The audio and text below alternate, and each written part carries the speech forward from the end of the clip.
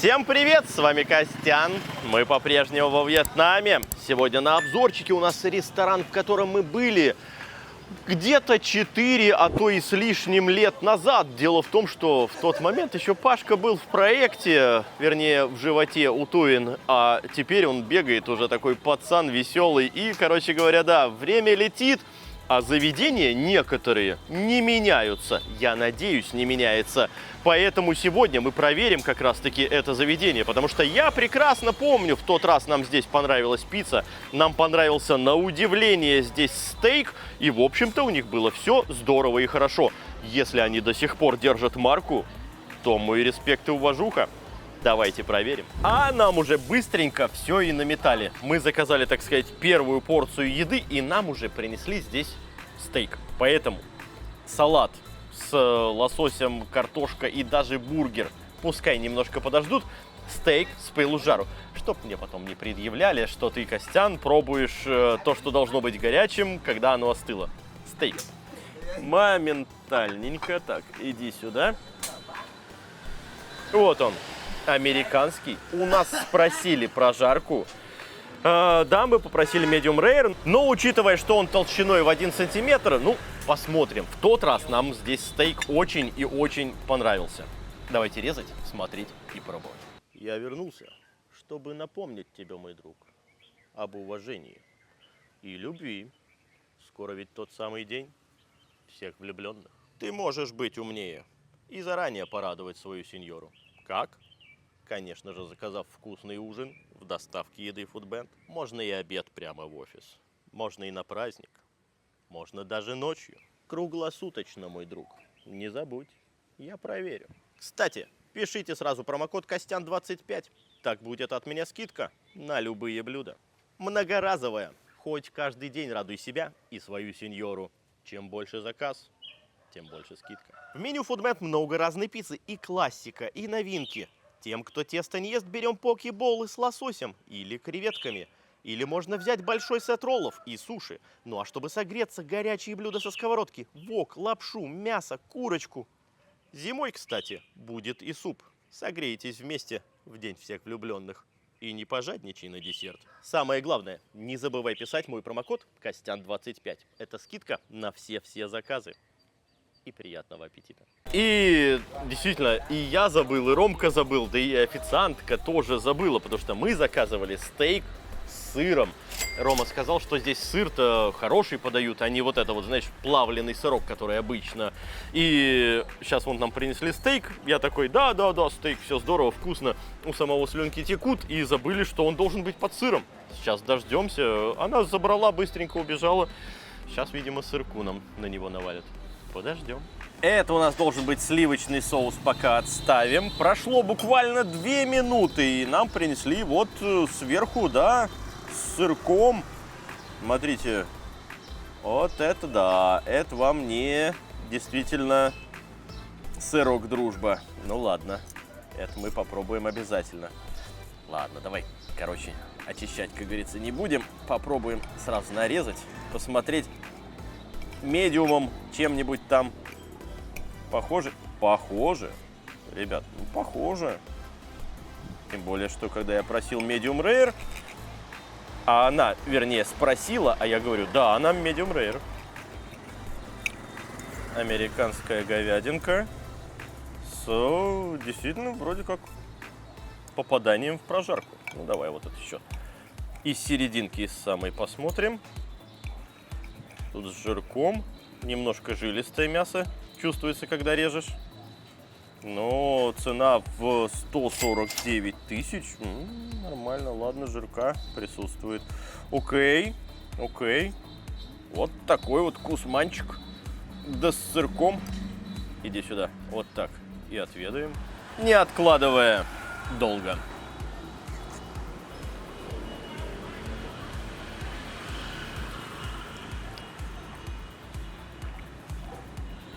Все-таки этот сыр, это смесь. Стейк неплох. Прожевывается хорошо. Все в порядке.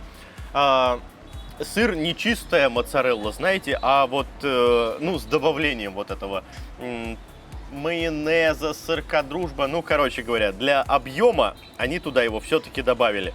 А для тянучести там, очевидно, моцарелла имеется. И из комплектации, что мне нравится, здесь устричный гриб. Сыр неплох, нормально. Привкус имеется, но сойдет. Грибочек отличный. Давайте картошечку со сливочным, как они сказали, соусом.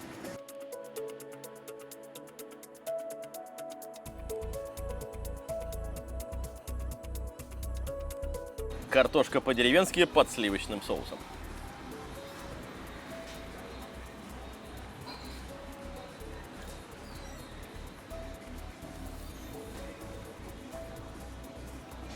От сливочного соуса я все что угодно ожидал, но не мороженка. Это мороженка, ребят. Это нет, это неплохо. Это даже забавно. Но я ем крем-брюле. Растопленное. Панакота, вот. Первое ощущение, такое мороженое, потом такой раз, понимаешь ассоциации. Это, короче говоря, панакота. Сладкий, все-таки в сливочном соусе ты немножко другое ожидаешь. Тем не менее, само мясо вкусное, хорошее. К мясу у меня претензий нет. Небольшие докапывания, как вы видите, до соуса, ну и до самого сыра. На мой взгляд, ну положите поменьше. Ну не нужна такая огромная шапка. Пускай это будет вот такой вот, значит, брусочек моцареллы, который вот вы растопили, значит, размазали по этому куску стейка, и все в порядке. К стейку не докопаюсь. Вкусное, отличное мясо. Чуть-чуть, знаете, ну это, наверное, от сыра там привкус, короче говоря, ладно. Все нормально, все хорошо.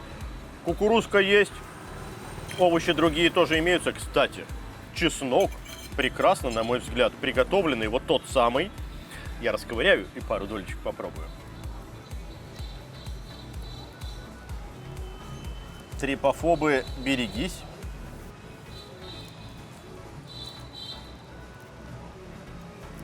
Вот этот не так хорошо вынимается. Оп. Оп. И чесночку. Вот так. Это первое, что сегодня идеально. Действительно классно. Овощи немного сыроваты. И если докапываться, мне не хватает крупной соли на них. Но в целом, это хороший нормальный стейк. За 149 тысяч, которые он стоит, это хорошая подача, это вкусное блюдо. Спасибо тебе. Роман сейчас пробует, и поедем дальше. Ром, давай. Ну, вот соус единственное, да, вот сливочный соус подкачал наиболее из всего этого. Кстати, нужно пюрешки сейчас, Роман скажет, я тоже попробую. Потому что к этому стейку бы как раз пюрешка хорошо подходила, но это отдельное у нас блюдо. Сейчас попробуем. Ну, Роман, давай по поводу стейка, соответственно, остальных вещей тоже. А я пока пюрешки. Ну, по поводу стейка я могу сказать, что, конечно же, по сравнению с теми стейками, что у нас можно в России попробовать, это днище. Но по сравнению со всем тем, что можно попробовать в Фантиете, особенно за цену вот 150 тысяч, это, наверное, лучшее соотношение цена-качество. Насчет сыра, да, я тоже заметил то, что я у них был где-то, ну, может быть, месяца полтора назад и тоже заказывал стейк под сыром. У них была просто моцарелла без каких-либо добавок. Здесь, да, они что-то добавили, какой-то крем-брюле, что ли, или хрен пойми что. А ты соус отдельно попробовал? И соус этот я тоже тогда пробовал, я тоже тогда его не взлюбил. У них другие соусы, да, прикольные. Вот это вот якобы сливочный, да, это какое-то мороженое. Ну а в целом для Фантиета это отличный стейк, отличная цена. И вот булочку я заценил. Они, видимо, сами ее делают, потому что я нигде не видел, чтобы такие продавались. Тоже вкусненькая, прикольная. Ну, булочка, ладно, это не про меня. Вроде все хорошо, вроде все нормально. Гонятся за объемом. Зачем? Не знаю. У вас отличный кусок мяса, к которому претензий-то, в общем-то, нет. Вообще нет. Да. Ну, ребят, ну не надо лишнего. Зачем гнаться за объемом? Картошка есть по-деревенски, прекрасно. Булочка, вот как Роман говорит, замечательная. Овощи, да вообще вопросов нет. Ну, вот эта сладость, ну, может быть, это на на местных рассчитано, которым вот это нравится. И тут же я быстренько после соуса переключаюсь сюда. Роман, это пюре ужасное. Это просто ужас ужасный. Бекон, с ним все в порядке. Но это пюре с вот этим же, вот, знаешь, добавлением не то спреда, не то... Оно крахмалистое. И с листиком еще в дополнение. Оно крахмалистое.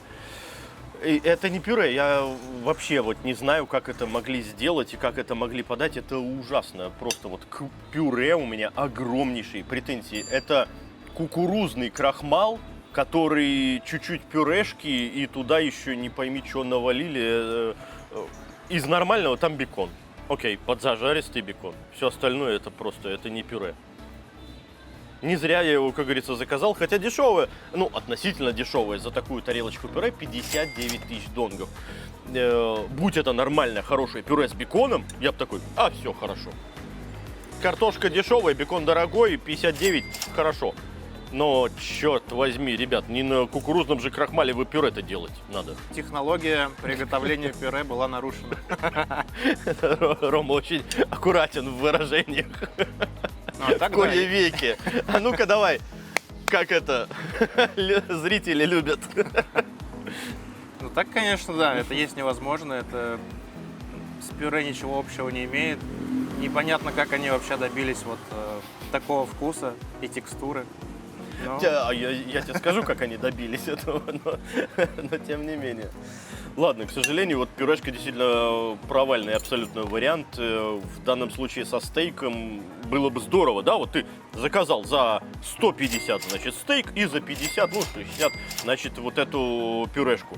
И все, и ты как бы поел. Это съесть нельзя. От стейка сыр придется отскребать, соус это мороженка детям оставить, как говорится. Слушай, у них, наверное, либо повар сменился, либо еще что, ну потому что я реально здесь часто бывал до какого-то времени, вот, допустим, 1,5 месяца назад, скажем так, я был здесь последний раз, а до этого я сюда заезжал чуть ли не 2 раза в неделю. Так, а ты эти вещи брал? Я брал стейк, к которому в комплекте шла пюрешка, и она была отличная. То есть это не вот это вот днище, не вот сейчас сюда принесли. И сыр был другой, то есть, видимо, что-то у них поменялось. Может быть, что-то поменялось. Затем мы и делаем этот обзор. Короче говоря, вот это точно не заказывать, а стейк заказывать без сыра. Просто скажите нам без всего. И на выбор к стейкам у них идет, ребят, соус. Это перечно-кукурузный, да? Кстати, интересно, первый раз такое вижу. Барбекюшный, естественно, грибной, сливочный. Называется сливочный. И с красным вином. Вот выбирайте. Я вот выбрал сливочный. Все с ним понятно. Ладно. Салат подождет. Давайте бургер посмотрим. Тянуться сырок, к сожалению, уже не будет. Но разрежем и попробуем. Самое главное в бургере все-таки котлета. Давайте подразрежем. И посмотрим, как оно на срезе выглядит. Иди сюда. Давай. Разрезайся. О, слушай, там ничего, соус-то вроде прям в наличии. Ну-ка.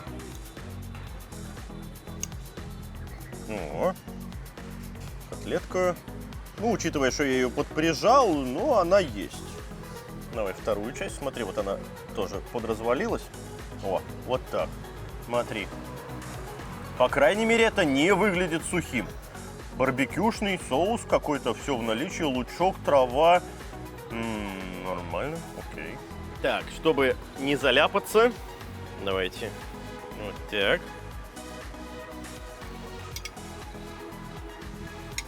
Ну и вкуснем. Вроде тут и сыр, и все остальное.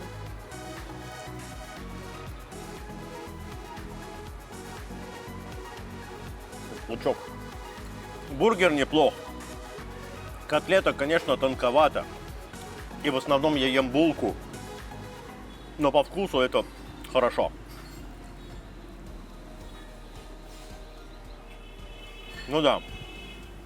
Если заказать, наверное, двойной бургер с 2 котлетами, тогда было бы совсем здорово.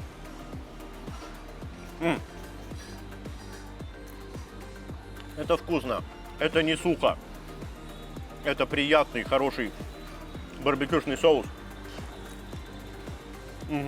До бургера не докопаюсь ни в коем случае. Тем более, что, насколько я помню, он совершенно недорогой. Да, мы заказали с терияки соусом, которого я особенно так не чувствую, но да, что-то, наверное, есть. 61 тысяча. Да, это хорошая цена. Потому что в том же Мистере Бургере, например, вот обзорчик здесь появится, это считаются такие хорошие, добротные, качественные, вкусные бургеры. Там обычный чуть-чуть дороже. Так что за вот те же 60 это очень хорошо. Роман, вот давай вторую половину. Держи, грызи, тут и лучок у тебя. Ну, короче говоря, все как надо. Булочка подзажаристая. Приятно чувствуется ее вкус, который, на мой взгляд, на фоне достаточно тоненькой котлетки, даже ее забивает. Котлетку бы, может быть, потоньше. Ну, в эти деньги, ладно, нормально. Действительно неплохо, нормально. Ты съел такой, да, в основном послевкусие у тебя вот этой вот кунжутной булочки. Мясо есть. Убери верхний слой, грызи как-нибудь, и будет у тебя послевкусие, наверное, другое. Роман, быстренько по поводу бургера и едем далее. Да, слушай, здесь большой плюс в том, что, во-первых, вот эта булочка, это не покупная, которую здесь все используют, кто бургеры делают. Они сами ее делают, это прикольно. По вкусу все отлично, фарш отличный, единственное, да, он тоненький, но учитывая цену, как бы это логично.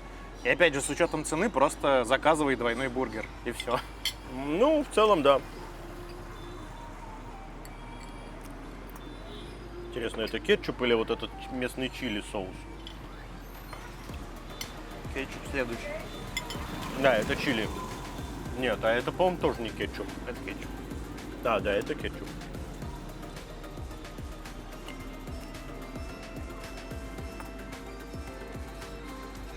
Здесь нормальный такой набор. Соль, перец, соевый.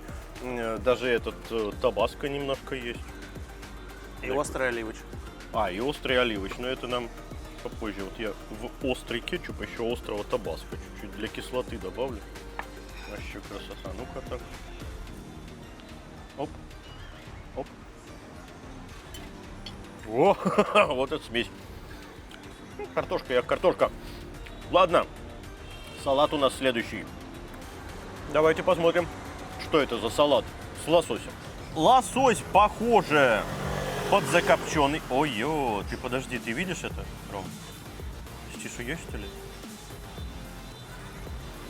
Так, давай-ка вот этот вот кусочек я отдельно отложу. Я сейчас проверю отдельно с чешуей это или как.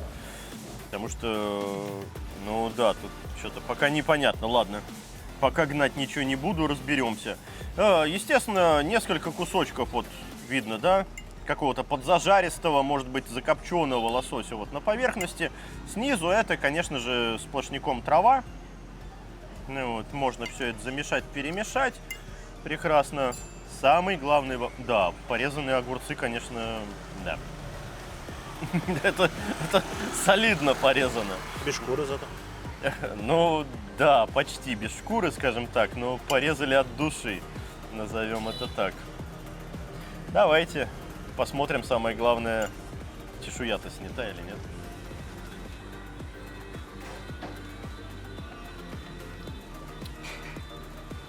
Чешуя не снята, но это обжаренный лосось.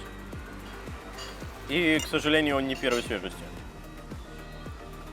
Вы знаете, он такой, что еще бы процентиков так 20 ему надбавь вот этой несвежести, я бы сказал такой: все, ребят, на этом заканчиваем, это возврат.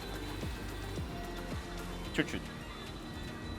Салат меня, ребят, определенно в восторг не приводит.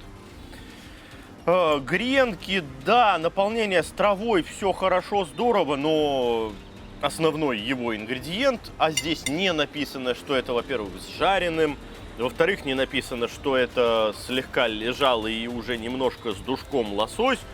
Здесь написано достаточно все просто.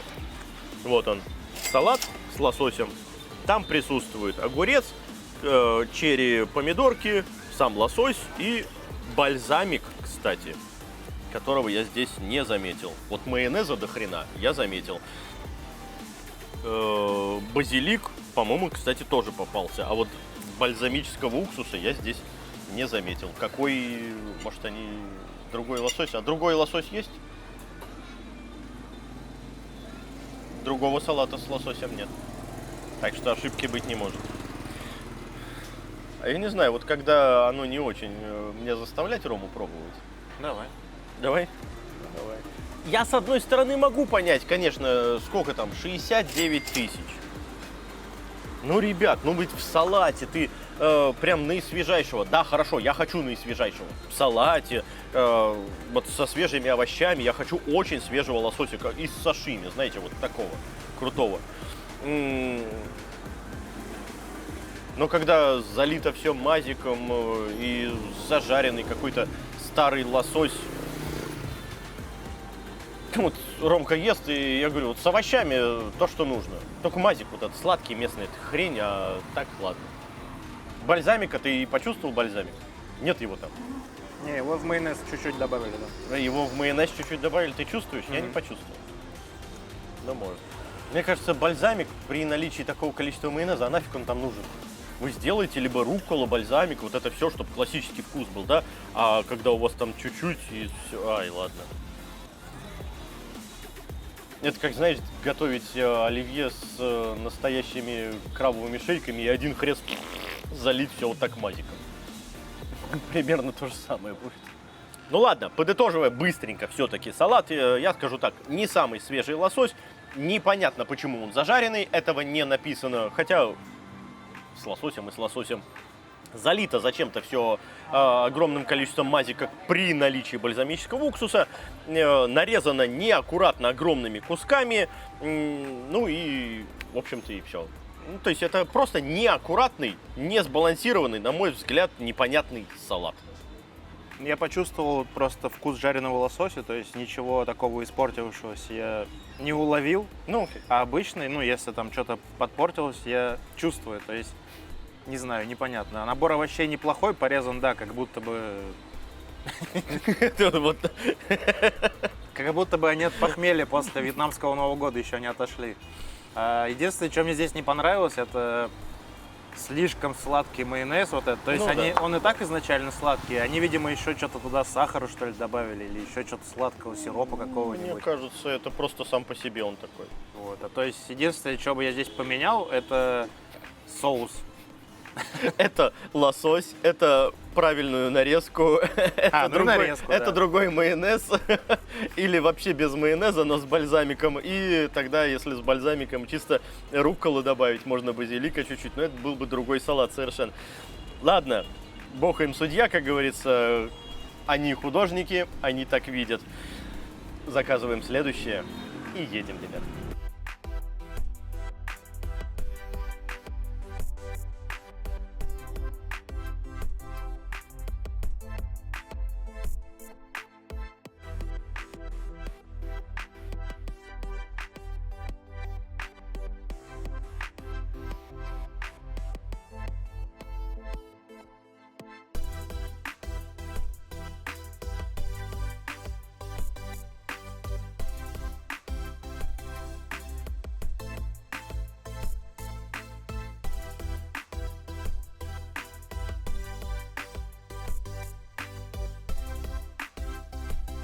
А под финалочку у нас, ребята, 2 пиццы. И угадайте, какая из них большая, какая маленькая, какая среднего размера.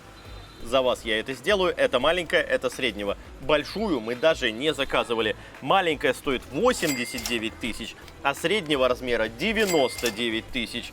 На мой взгляд, среднего размера наиболее выгодно отличается, потому что большая, она уже стоит 149 тысяч. И если там еще парочку сантиметров прибавить, может быть, если ты приехал один или вдвоем, то среднее тебе вполне, одному маленькой, я уверен, тоже выше крыши. Ну вот с нее и начнем. Это пепперони. Быстренько и куснем. Выглядит на тонком тесте, все нормально.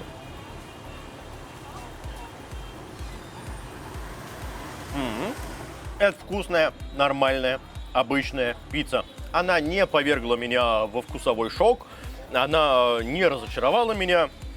Я съел вкусную вещь. На мой взгляд, этого более чем достаточно. Здесь же сырку-то, очевидно, побольше. Она еще горяченькая, тянется. С фаршем, так и написано, ground meat. Также с оливками и болгарским перцем. А чё на стейк-то не такого сыра положили, а? Ну вот это другое дело. Вот здесь единственное, может быть чуть-чуть сыроватое тесто, не до конца такое хрустящее, пропеченное. Да, оно чуть-чуть чувствуется, но сыр прекрасный, замечательный. Опять же фарш.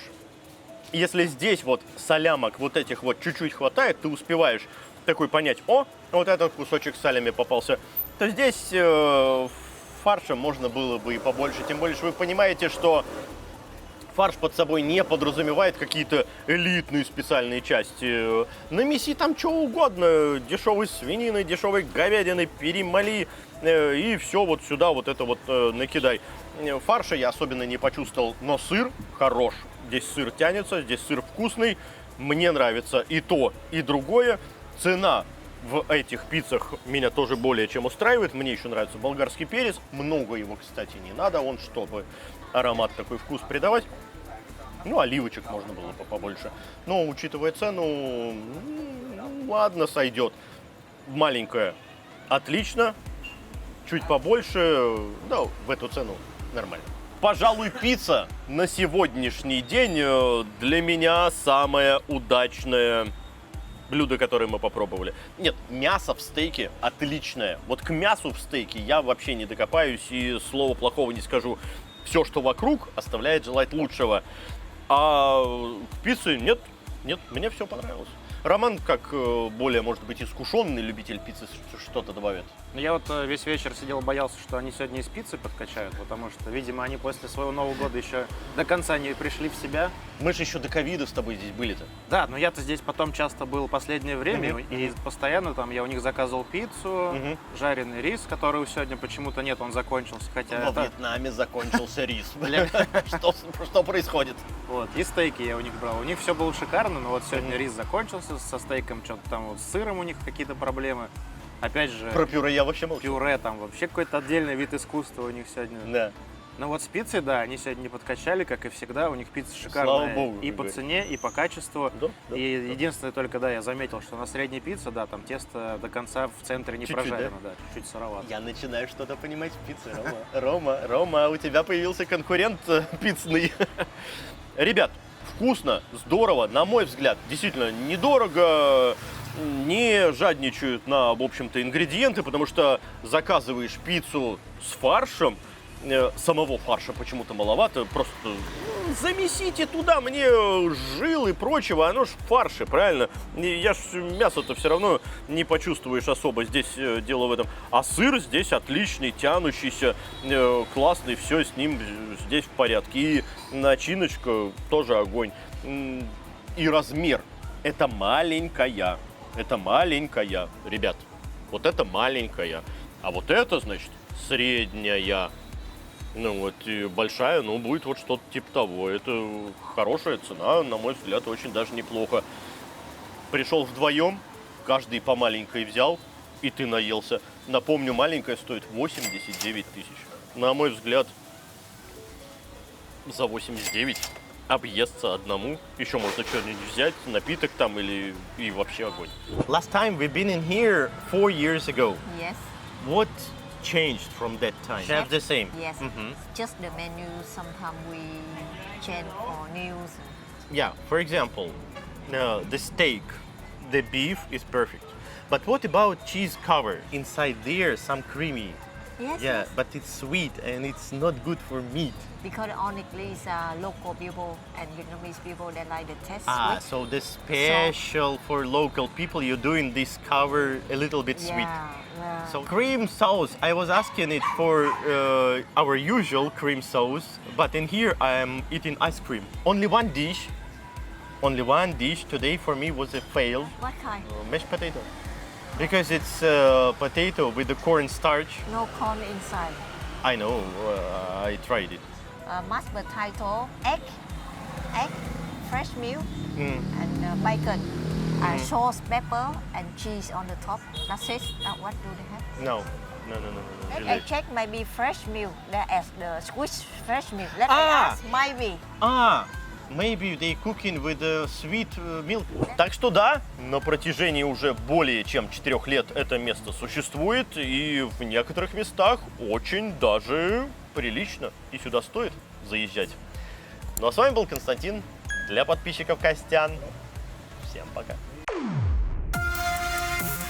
Здесь единственная проблема для съемок — это то, что неудобно снимать, места мало. А так-то сидеть, да, конечно.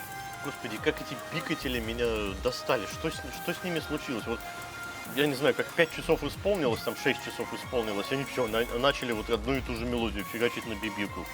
Они зазывают кого-то или что это происходит? Ты не знаешь? Не знаю. Может, у них